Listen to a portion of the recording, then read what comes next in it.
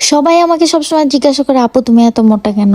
তুমি আগের থেকে অনেক মোটা হয়ে গেছো, অনেক গোলুমোলু হয়ে গেছো। এখন কথা হচ্ছে ভাই, আল্লাহ এমন একটা শরীর দিছে যে আমি খাইলেও মোটা হই, আমি না খাইলেও মোটা হই।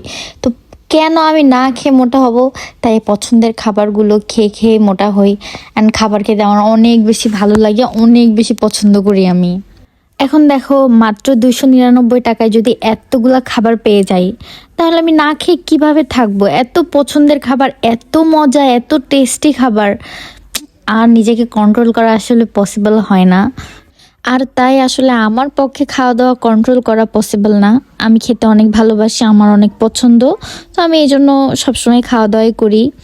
এখন কথা হচ্ছে, তোমরা সবাই জানতে চাবা অবশ্যই যে আপু এই রেস্টুরেন্টটা কোথায় বা এই খাবারগুলো কোন রেস্টুরেন্টের।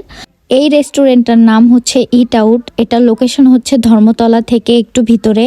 তো যে কোনো রিক্সাওয়ালা মামাকে বললেই তোমাদের সবাইকে ইট আউট রেস্টুরেন্টে নিয়ে যাবে। তো অবশ্যই সবাই খাবারগুলো ট্রাই করবা, আশা করি তোমাদের সবারই ভালো লাগবে। অল্প টাকার ভিতরে খুবই ভালো খাবার।